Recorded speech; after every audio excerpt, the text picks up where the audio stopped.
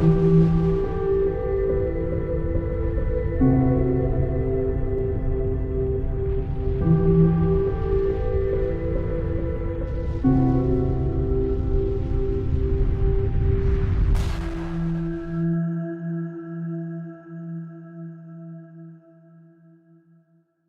les amis, nous sommes le lundi 24 août 2020, nous sommes dans la dernière ligne droite de ce mois d'août 2020, avec d'un côté les médias fake news et les mensonges du gouvernement, et d'un autre côté les vraies informations sur l'internet.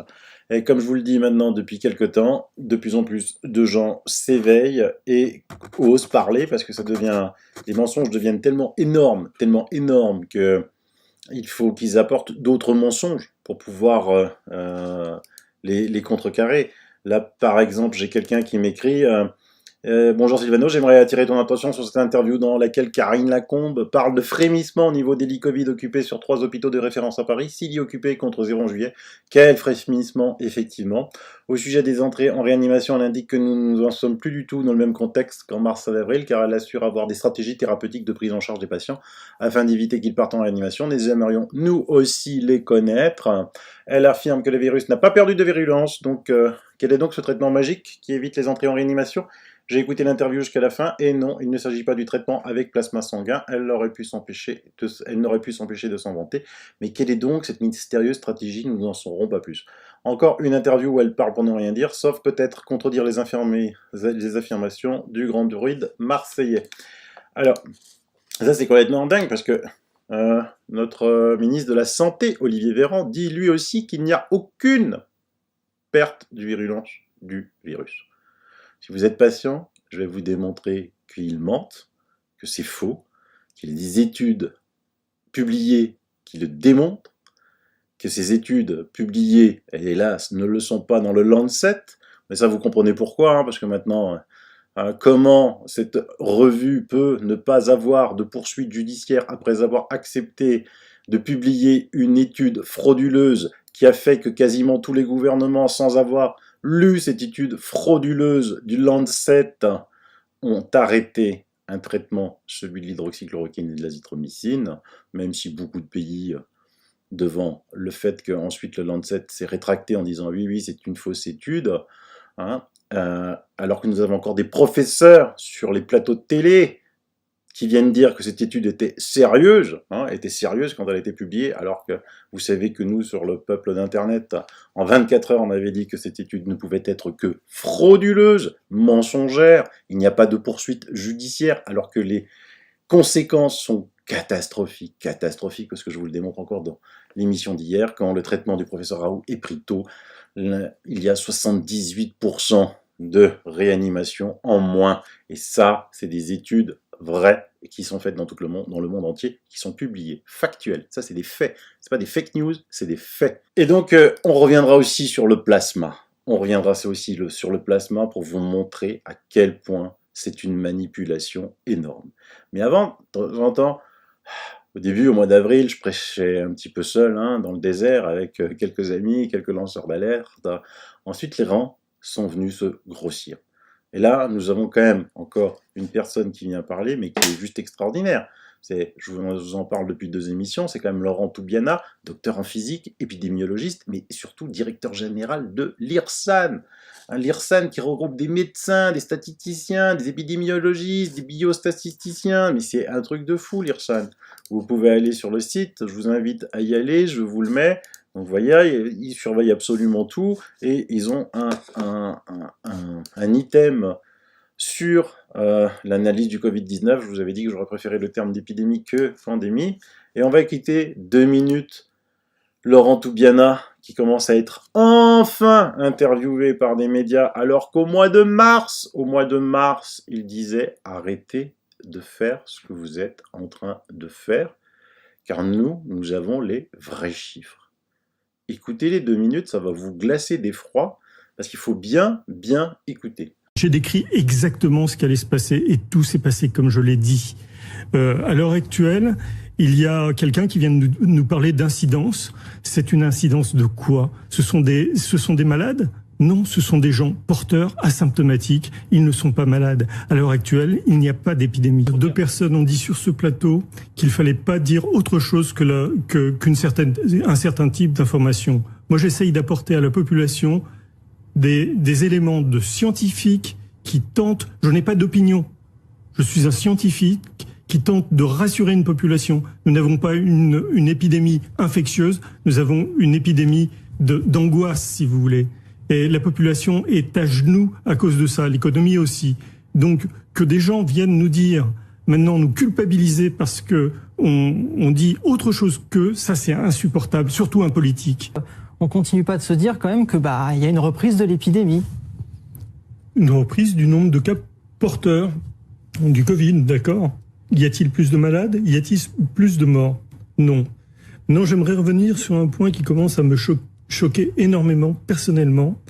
À plusieurs reprises, des personnes ont voulu m'intimider pour me dire non, vous ne devez pas parler. C'est tout à votre honneur de me laisser parler et je vous en remercie. C'est l'honneur aussi de la France d'avoir une multiplicité de points de vue et qu'on vienne me dire que j'apporte de la confusion alors qu'il y a eu pendant 6 mois une confusion totale, des atermoiements dans tous les sens, tout le monde s'est trompé. C'est insupportable d'entendre ça. Donc je vous remercie encore. Personnellement, ce que j'ai écrit au début de la crise reste toujours valable. Je me demande pourquoi, il faudra répondre à cette question, pourquoi les gens qui se trompent tout le temps, on continue à les entendre, ils ne sont pas discrédités, alors que ceux qui ont donné les bons chiffres, eux, on les critique. Je prends beaucoup de risques en faisant ça, parce que je n'ai rien à gagner.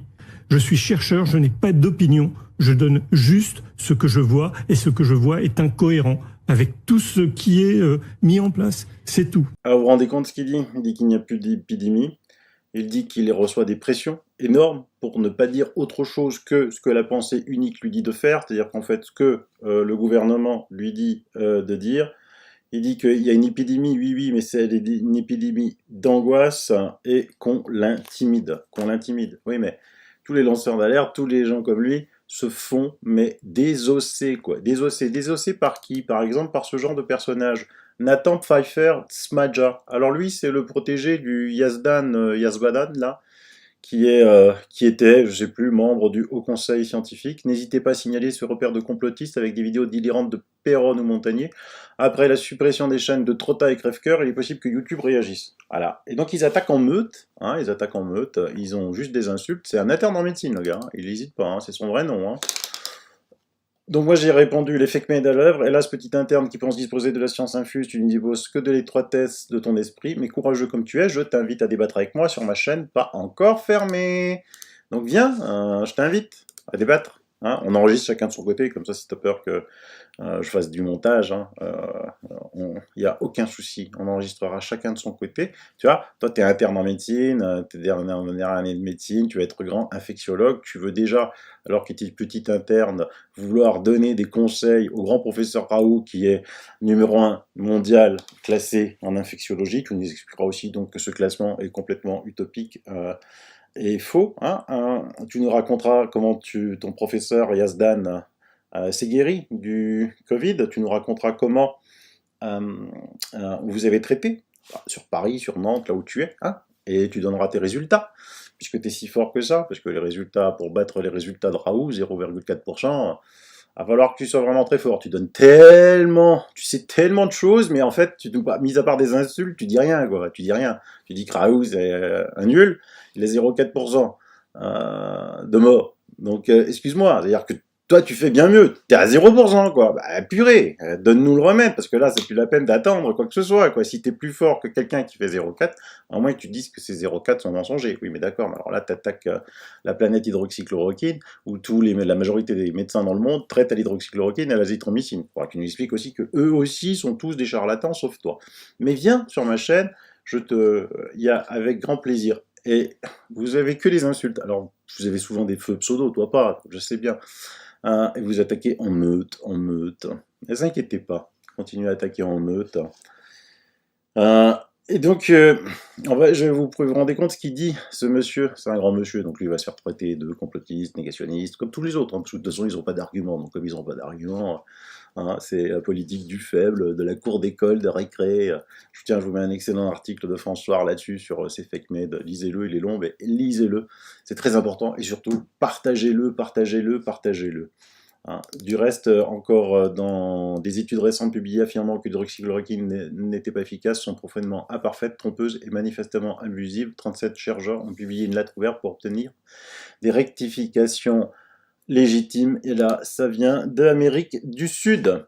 Mais revenons à quelque chose quand même d'assez important, c'est que la pression que Big Pharma met sur tous ces politiques, hein, nous avons encore une lettre ouverte ici, le 6 août, envoyée à Donald Trump, qui appelle pour une autorisation d'utilisation d'urgence de l'hydroxychloroquine, signée par plus de 700 médecins de 50 États et 4 autres pays. Ensemble, ils représentent 4303 ans de formation et 17 886 ans de pratique. Et Donald Trump de répondre, le pauvre, de nombreux médecins et études ne sont pas d'accord avec cela. Et puis vous avez Twitter qui dit qu'il ne faut pas faire de la publicité de l'hydroxychloroquine, sinon votre compte est clôturé. Vous avez ici le très respecté Dr. Harvey Rich de Yale, qui, sur les plateaux de télé, dit tout le bien de l'hydroxychloroquine, et Donald Trump de dire « regardez-le ». Et vous avez quelque chose d'extraordinaire. Aujourd'hui, hein, c'est dans les fils de mes infos, aux États-Unis, le président Donald Trump a donné son feu vert dimanche à la transfusion du plasma sanguin de personnes guéries du coronavirus à des patients hospitalisés. Un traitement dont l'efficacité fait toutefois encore débat. Donald Trump a qualifié l'annonce de percée historique pour le traitement du Covid-19 de nature à sauver un nombre incalculable de vies. L'Agence américaine du médicament a néanmoins rappelé qu'il n'existait pour l'heure de preuves formelles que l'utilisation du plasma était efficace. Le plasma de personnes convalescentes marche probablement, même s'il faudra le confirmer par des essais cliniques, mais pas comme traitement d'urgence pour des patients gravement atteints, prévient le docteur Babababa. Vous vous rendez compte ce qu'ils écrivent donc hier, le 23 août, le 23 août, et Karine Lacombe était chargée de l'essai sur le plasma. On n'en entend plus parler. Pourtant, le petit Silvano Trotta, tout seul, avait fait une émission, tenez-vous bien, ici, le 21 avril 2020, nouveau traitement. Dans cette émission, je vous présente un nouveau traitement à base de plasma. Je vous présente. Je ne fais qu'aller chercher des informations. Donc je ne comprends pas parce que c'est les hôpitaux de Mantoue, Padoue, qui sont devenus leaders mondiaux du traitement au plasma, où ils ont guéri au plasma. Et donc là, avec sa tête, le professeur Giuseppe De Donno, qui dit mon traitement est démocratique, c'est pour ça qu'ils sont contre moi. La thérapie avec le plasma coûte peu, fonctionne très bien, ne fait pas des milliards, mais moi je suis un médecin de campagne et pas un actionnaire de Big Pharma. Il a eu des résultats spectaculaires, y compris des vieilles personnes qui étaient dans un stade très avancé de la maladie avec les poumons pris. En 1 heure, il y avait déjà des conséquences très positives sur leur état de santé. Ça a été des précurseurs. Ils voulaient apprendre à tout le monde à le faire. De toute façon, c'est tellement simple. C'est prendre des anticorps des patients guéris du Covid et les injecter. C'est presque la même méthode que, quelque part, le vaccin. D'accord ? Donc ça peut que fonctionner. Ils ont eu des résultats spectaculaires. Alors à quoi sert l'OMS ? Pourquoi l'OMS n'a pas dit « Oula !» Là, on a deux grands hôpitaux italiens qui ont fait l'essai plasma, ça marche super bien, 0 mort, 100% de guérison, on fait ça partout. Why not ? Il sert à quoi ? Et là, le 23 août, Donald Trump est obligé de donner son feu vert en tant que président pour un traitement au plasma que moi je vous présentais au mois d'avril. Donc ça veut dire que les Italiens avaient déjà des résultats bien avant, c'est-à-dire qu'ils l'avaient déjà fait quasiment au mois de mars. Vous vous rendez compte un petit peu ? Et vous avez encore des toubibs qui osent dire, de la FDA, qui dit « Ah ben non, c'est pas sûr, oh non, ah non ». Et Lacombe. Alors pourquoi en Italie, le traitement au plasma a super bien marché, et vous, Madame Lacombe, vous aviez l'essai sur le plasma, ça a donné quel résultat, mis à part dire que vous avez des traitements magiques, là, comme le dit mon ami sur VFM. Vous vous rendez compte un petit peu Et ces gens continuent à passer sur les plateaux de télé, alors qu'on sait qu'ils touchent des sous de Big Pharma. Je vous rappelle, Karine Lacombe, c'est la 3e en termes de rémunération, derrière le professeur nantais qui a fait des menaces à Didier Raoult, et le 2e dont je ne me souviens pas du nom, là, tout de suite. Et pour vous prouver encore qu'elle dit qu'il n'y a pas de virulence, et Olivier Véran dit que la virulence du Covid ne chute pas, bah, c'est bizarre, il faudrait qu'ils se mettent d'accord entre eux, parce qu'à 11h12, vous avez sur BFM Arnaud Fontanet, professeur à l'Institut Pasteur et au Conservatoire national des arts et métiers. On divise par 2 à peu près le risque de passer en réanimation, donc c'est un très grand progrès. En réanimation, les patients aussi s'en sortent mieux. Hein. Donc ils l'ont fait comment? Hein. C'est quoi parce qu'ils disent on a divisé par 2. Est-ce que c'est parce que par hasard le virus serait moins virulent? Ou vous avez un truc magique que vous voulez cacher à tout le monde? Je sais pas. Moi je ne fais que poser des questions. Et donc, comme dit Laurent Toubiana, ils ont toujours parlé de deuxième vague. Ils ont parlé de deuxième vague dès qu'on allait être déconfiné. Il n'y en a pas eu. Il y a eu à un moment, le pic de l'épidémie était remonté. Il y avait un relâchement. Ils nous ont annoncé une deuxième vague. Déconfinement, premier cluster, les 1er juin, c'est-à-dire les premiers rassemblements, la fête de la musique, le début de la saison touristique, et puis vous voyez que la ligne reste flat, malgré le port obligatoire du masque en lieu clos, malgré le port du masque en extérieur. Est-ce qu'on va pouvoir aussi se poser la question sur ces masques? Pas de bol pour eux, pas de bol pour eux. Les Italiens signent, persistent, signent et vont plus loin. Regardez la une du Giornale, je vous traduis. Cette autre vérité sur les infections, sur les cas positifs. Nouveau virus, voici les preuves. L'augmentation des cas ne coïncide pas avec un pic d'hospitalisation. Le professeur Bassetti, les études scientifiques montrent maintenant la mutation. Le professeur Matteo Bassetti, directeur de la clinique des maladies infectieuses de l'hôpital San Martino de Gênes, est revenu parler de la mutation du virus sur sa page Facebook. Dans le dernier billet publié, le virologue écrivait satisfait « Voici un fait que nous attendions tous et que certains d'entre nous avaient pleinement prédit il y a déjà 3 mois, après la réduction de la charge virale démontrée par les publications de son ami Massimo Clementi. Voici la démonstration que SARS-CoV-2 a muté. » Alors, moi, je traduis carica virale par charge virale, mais on m'a dit qu'en France, il faut dire virulence. Bon, alors je traduis, parce que carica c'est charge, et voilà. Donc c'est la virulence et pas la charge virale. Alors autant pour moi, je fais cette correctif. Merci aux médecins qui me l'ont dit. Donc le virus a muté. À plus d'une occasion, le professeur avait expliqué les dernières données montrant une augmentation des sujets positifs, soulignant également que les positifs ne sont pas malades, ce qu'on n'arrête pas de répéter sur cette chaîne depuis je ne sais pas combien de temps, et que la majorité d'entre eux sont désormais asymptomatiques. Hier, en Italie, il y avait plus de 1000 nouveaux infectés, mais il y avait aussi une diminution des cas graves, une augmentation massive des positifs qui cependant voit une réduction des thérapies intensives, qui ont chuté de 5 unités par rapport au nombre de la vieille. Aucune nouvelle hospitalisation. Je rappelle qu'en Italie, il ne reste plus que 50, hein, donc ne soyez pas étonnés par le nombre 5 qui est petit, ça fait quand même 5 sur 50, ça fait 10%.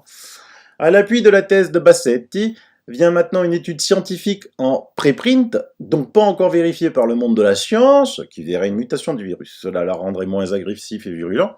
Parmi les auteurs de la recherche également, Robert Gallo, découvreur du virus VIH avec Luc Montagnier. En plus des Italiens Massimo Cicozzi, chef de l'unité statistique médicale et épidémiologique moléculaire de l'université Campus Biomedico de Rome, et Davide Zella de l'Institut de virologie à l'université du Maryland. Alors voici cette étude, hein, elle est en préprint dans ResearchGate, émergence d'une souche virale SARS-CoV-2 avec une délétion dans DSP1.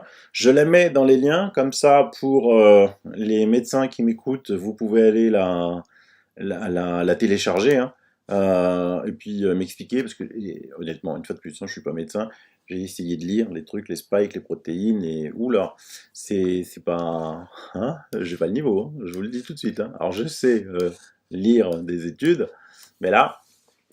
et donc, en résumé, Cicozzi a expliqué que de nombreuses séquences de SARS-CoV-2 ont été examinées à partir d'une base de données mondiale collectée de décembre 2019 à juillet 2020. Et nous avons découvert qu'une souche émerge qui a perdu un morceau. Nous avons détecté la suppression dans la protéine NSP1, impliquée dans la pathogénèse du virus.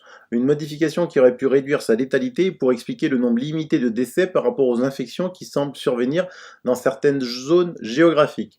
Comme l'explique Zell, la protéine non structurale 1 est probablement le déterminant pathogène le plus important et des études antérieures sur le SARS-CoV indiquent qu'elle est impliquée à la fois dans la réplication virale qui dans la prévention de la réponse du système immunitaire inné. Ce qui est décrit indiquerait que de profonds changements génomiques sont en cours dans le SARS-CoV-2. À ce stade, il est important, comme l'ont souligné les scientifiques, de confirmer la propagation de cette souche virale particulière et des souches avec d'autres délétions dans la protéine NSP1 dans la population de sujets asymptomatiques et pas aussi symptomatiques. Pas aussi asymptomatique, ça veut dire qu'il n'y a aucun symptôme, pas aussi symptomatique, c'est quelques petits symptômes, rhume. Et corréler ces changements dans NSP1 avec une pathogénicité virale réduite. Juste une question au passage, là. Si elle a perdu cette protéine NSP1, là, tous les gars, là, les 100 milliards là, qui sont en train de faire des virus, enfin, je sais pas, ils ont dû s'attaquer à cette protéine NSP1, mais si elle est plus là, le vaccin, il va attaquer une protéine qui est plus là. Je pose des questions, hein, je fais rien d'autre. Hein. Maintenant, il ne manque plus que le travail publié dans une prestigieuse revue. Ah, mais alors là, les gars, faut payer lourd si vous voulez être prestigieux dans le Lancet, parce que, excusez-moi, ils publient des fausses études. C'est Richard Norton lui-même qui dit que c'est Big Pharma qui commande. Le directeur de la publication du Lancet, c'est pas moi qui le dis, hein. Et que d'autres études similaires confirment sa thèse. D'ailleurs, Bassetti et d'autres experts les soutiennent depuis des mois maintenant, se faisant même plusieurs fois attaquer par ceux qui ne pensent pas comme eux. Mais ça, c'est classique, hein, ils ne savent faire que ça. Tu penses pas comme moi, t'es un complotiste, un négationniste. Bien que le nombre de cas soit comparable à celui de mars dernier, la situation est aujourd'hui très différente du point de vue des hospitalisations et surtout des symptômes. La recherche se concentre donc sur l'importance de la prévention, outil incontournable pour lutter contre la contagion et l'augmentation des cas. Mais suggère comment ce pic de positifs peut également être analysé sans tomber dans le terrorisme. Une situation donc à contrôler rigoureusement, mais avec un point de vue moins alarmiste, surtout si cela sert de base à des choix politiques qui affectent la vie de millions de personnes salariées et entrepreneurs. Bassetti a terminé son message en remerciant la science, la vraie, et en lançant un appel à tout le monde, plus d'alarmisme grâce à la science. Faites de passion et de recherche, la vraie, celle que j'aime. Aujourd'hui, il y a 1 millier d'infectés pour la plupart asymptomatiques avec seulement 3 décès et une réduction des malades gravement atteints. Mais personne ne se soucie de le dire. Les règles sont toujours les mêmes, mais plus de catastrophisme. L'augmentation exorbitante des sujets asymptomatiques a également créé une révolution dans le calcul des cas. Désormais, le fameux RT, l'indice de transmission, serait moins fiable. Pendant ce temps, l'Italie se prépare au contre-exode des vacances, qui s'annoncent plutôt difficiles.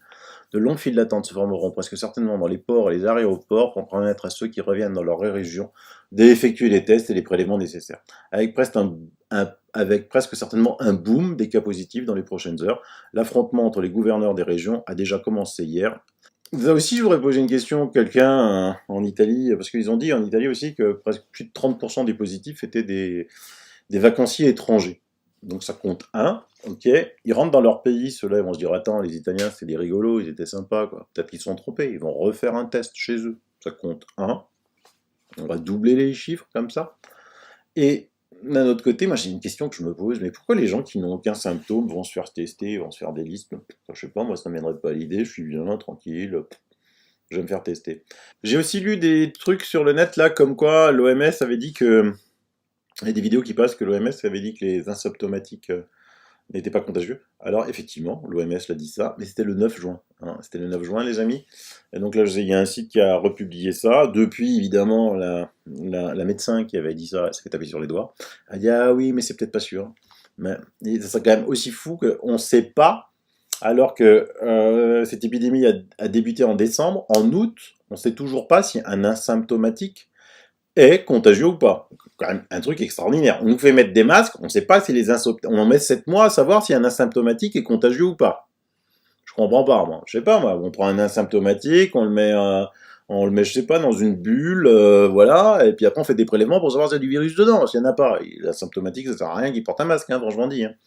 Surtout pour les enfants, surtout pour les enfants.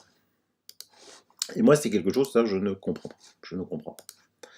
Qu'on en soit là à ne pas savoir ce genre de choses qui, pour moi, paraissent, une fois de plus, très simples à mettre en œuvre. Et pour confirmer tout ça, j'ai mon ami Zaki qui répète tout ça, qui me l'écrit. Voilà, faut-il encore avoir peur du Covid? Non. Le vaccin est-il nécessaire? Eh bien non. Nécessité du masque pour les bien portants? Non. Et puis le tableau, parce qu'il y en a qui disent de temps en temps ça fait du bien de voir ces tableaux-là. Donc ici, grand test à gauche, les patients hospitalisés. Donc vous voyez que le 1er juillet, il y en avait 1069, le 19 août, il n'y en avait plus que 529. Patients en réanimation, le 1er juillet, il y en avait 52, en 19 août, il y en a 17. En Île-de-France, le patient hospitalisé 1er juillet, 3873, 19 août, 2501. Patient en réanimation 1er juillet, 286, 184 le 19 août. Et le nombre de cas explose. Donc, comme je vous le disais hier, c'est une excellente nouvelle. Ça explose et les réas se vident. Ça veut dire quoi? Ça veut dire que le virus perd de sa virulence. CQFD. Par contre, eux, ils aimeraient peut-être ça, hein, puisque là, on voit qu'avec un décès par million pour le Covid par jour, l'État de Virginie, démocrate bien sûr, vise à rendre obligatoire un vaccin précipité. Mais franchement, un vaccin pour un truc comme ça qui tue si peu, ça va la tête, toi. Vous croyez vraiment que les gens vont gober tout ça? Non. J'avais encore plein de sujets à vous traiter. Je vois ici que je vous mets sur le site de l'OMS qui surveille la grippe. Alors vous avez aussi une bonne nouvelle, c'est que donc, comme je vous l'ai expliqué hier, la grippe en France 2019-2020 a disparu. Presque, 72 morts disparus. Mais là, quand je surveille les données de la grippe en OMS, donc je surveille effectivement la zone où d'habitude, pendant l'été, parce que là-bas c'est l'hiver, pendant l'été chez nous, là-bas c'est l'hiver, l'Australie, la Nouvelle-Zélande, on commence à fabriquer le vaccin pour chez nous, hein, la grippe, elle est presque pas là. Il n'y a rien, hein. Donc c'est en zone grippale là-bas, en Océanie. Bon, je ne sais pas comment en Australie ils font la différence entre une grippe et un Covid, certainement avec les couvillons. D'ailleurs, du reste, pourquoi? Ça, je voudrais aussi qu'un médecin me réponde. Pourquoi on va enfoncer une tige là, à 15 cm dans le nez, là, je sais pas combien, là, alors que une goutte de salive, ça suffit pas, une goutte de sang, ça suffit pas. Là aussi, 6 mois après, on est encore obligé d'aller trifouiller au fin fond des narines. Parce que si on nous fait mettre un masque, c'est parce qu'on postillonne et qu'il y a du Covid. Donc pourquoi pas prendre de la salive? Je vais pas perdre ce qu'il y a près de mon cerveau, là. Alors, au niveau des... J'aurais pas le temps de traiter de tout ce que je vous ai préparé aujourd'hui, parce que l'information, elle est si importante tous les jours, hein, c'est la guerre, c'est vraiment la guerre. Mais je vais quand même vous montrer une lettre, c'est important, qu'une prof, parce que je dis les profs, qu'est-ce que vous attendez pour vous bouger, les profs, les syndicats des profs, qu'est-ce que vous attendez? Elle a fait une belle lettre, et donc moi je vous conseille à vous, tous, parents, d'écrire des lettres au proviseur, au chef de classe, à la directrice de l'école de votre enfant, en disant, attendez, moi je ne comprends pas. Le port du masque, c'est 4 heures. Ça, c'est les directives, hein, que je vous ai déjà montré dans l'émission. 4 heures du masque. 4 heures. Pas plus, après il faut le jeter. Il faut le jeter où? Je vous l'ai montré hier, dans des poubelles spécialisées, déchets biologiques. Certainement pas dans une poubelle d'école, de classe, où ensuite il va se propager, ça va être infecté. Hein, donc ça c'est pour vous les profs, hein. Demandez, c'est poubelle biologique. 4 heures le masque, sauf si vous le touchez. Vous touchez, vous devez le changer. Vous devez, je vous rappelle, les instructions. Lavez les mains. Je vous rappelle au début, Olivier Véran, Macron, Édouard Philippe, vous entendiez que ça quand il n'y avait pas de masque. Hein. Lavez-vous les mains, lavez-vous les mains, lavez-vous les mains. 50 fois par jour, vous entendiez lavez-vous les mains. Oui, il faut se laver les mains avant de mettre un masque. Il faut se laver les mains avant de le retirer. Si vous touchez votre masque pendant, il faut le changer. Ce sont les consignes. D'accord ? Ensuite, les enfants qui sont à l'école, ils sont assis à table. Ok ? ils changent pour les collégiens, pour les lycéens, ils changent de salle toutes les heures, toutes les 2 heures, peu importe. Il faut une équipe qui vient désinfecter. Ça sert à rien d'avoir un masque si vous utilisez ensuite des tables qui ont été touchées par d'autres. C'est un mensonge. C'est un mensonge. Il faut demander ça. S'ils sont pas capables de faire ça, alors le masque est inutile. Inutile. Et j'ai aussi un ami, très bon ami à moi, qui s'appelle François. Coucou François. On va voir s'il t'écoute mes émissions comme tu me le dis tous les jours. On va voir. Qui m'a dit, et il faut aussi pas que ce soit sectaire, parce que je pense qu'il y a une limite d'âge, hein, jusqu'à 11 ans, c'est pas la peine de porter un masque, après 11 ans, on doit porter un masque. Et alors le gamin qui a redoublé, qui a 12 ans dans une classe, ou 11 ans et demi dans une classe qui a 10 ans, il doit être le seul à porter un masque, ou pas? Ouais, pas non plus, bon, je sais pas, hein, c'est son idée à lui, donc je lui ai dit, écoute, effectivement, j'en parlerai. Donc, faut pas se laisser faire. Et donc, écrivez aux responsables de votre école, au directeur de l'école, au directeur d'établissement, pour avoir des explications. Moi-même, je vais faire préparer un courrier ce soir ou demain soir à mon chef d'établissement. Alors, elle me dit, j'enseigne dans le second degré depuis environ 15 ans, dont plus de 10 ans en tant que titulaire de l'éducation nationale, et j'aime mon métier, quand je peux l'exercer en présentiel. J'adresse aujourd'hui ce message à tous les syndicats de l'enseignement en France afin de savoir lequel ou lesquels, soyons optimistes, se mobiliseront pour s'opposer à cette obligation aberrante de porter un masque à l'école. J'aimerais également savoir lequel ou lesquels soutiendront tous les professeurs, y compris ceux qui osent encore se poser des questions sur le bien fondé des mesures annoncées. Je suis absolument outré de lire que des syndicats auraient demandé cette obligation du port du masque en permanence, et tout aussi outré de ne voir nulle part que des syndicats défendent notre droit de respirer sans nous intoxiquer et de parler comme des êtres humains normaux. En effet, comment peut-on imaginer faire cours masqué à des élèves sans visage dont on ne pourra jamais apprendre les prénoms? Comment communiquer réellement avec eux si l'on se voit et s'entend à peine? Je ne parle même pas des cours de langue vivante. Comment accepter de manquer d'air et de respirer nos propres déchets toute la journée? Et comment accepter que l'on impose cela à tous les adolescents de ce pays? Comment l'accepter en connaissant les études qui démontrent l'inutilité et la dangerosité du port prolongé d'un masque, son inutilité étant même inscrite sur les boîtes? N'y aurait-il personne pour rappeler que les écoles sont fréquentées par des humains et pas juste par des gros tas de microbes et des agents infectieux potentiels? D'ailleurs, n'avons-nous pas de tout temps été exposés dans nos salles de classe à toutes les maladies contagieuses en circulation sans que cela ne crée de catastrophe? Exactement, grippe, gastro... Si, comme l'affirment de nombreux chercheurs et médecins très sérieux dans le monde entier, le port prolongé du masque est inutile et peut mettre en danger notre santé, n'est-ce pas là suffisant pour justifier un droit de retrait si on nous l'impose? J'ai l'habitude de ne recevoir aucune considération de la part de mon employeur dont les représentants successifs imposent ce que bon leur semble, alors comme tous les collègues pour qui l'enseignement est une vraie vocation, je m'en accommode en faisant ce que je peux faire de mieux. Mon but est que mes élèves acquièrent une culture, des connaissances, des compétences sociales et un intérêt pour le monde qui les entoure. Cette fois-ci, de même, ce même employeur porte atteinte comme jamais auparavant à notre liberté et à notre santé, sans compter qu'il nous expose à une délation sans borne. Et pour la première fois, je ne vois pas l'ombre d'une mobilisation contre ces exagérations. J'ai suffisamment d'expérience en matière de gestion de classe pour savoir que ce protocole sanitaire ne permettra pas d'apprendre quoi que ce soit à qui que ce soit, car un adolescent qui pense à son masque ne peut se concentrer sur autre chose.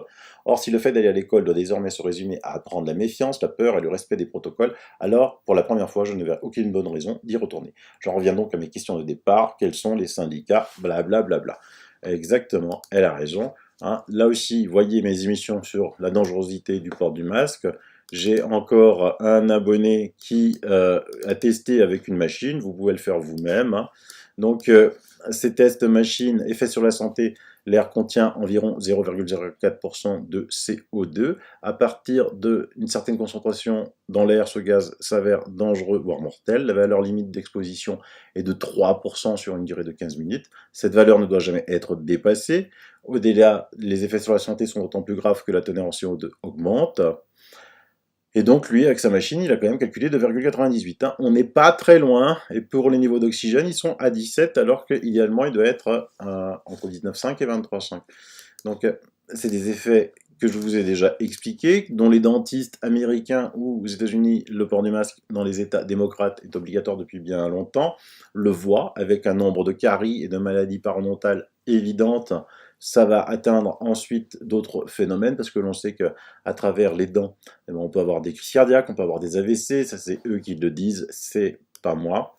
Du reste, il y a une affiche aussi à Lyon qui est assez bizarre, hein. Regardez cette affiche, Lyon 7. Hein. C'est vraiment très très étrange. Hein. Bon, un abonné qui me la montre et dit je transmets l'information de la mairie du 7e arrondissement du Lyon au sujet des zones et horaires d'obligation du port du masque à l'extérieur. La première chose qui m'a frappé en voyant l'affiche du masque obligatoire dans l'espace public est l'expression de souffrance des yeux, des sourcils, de la sculpture.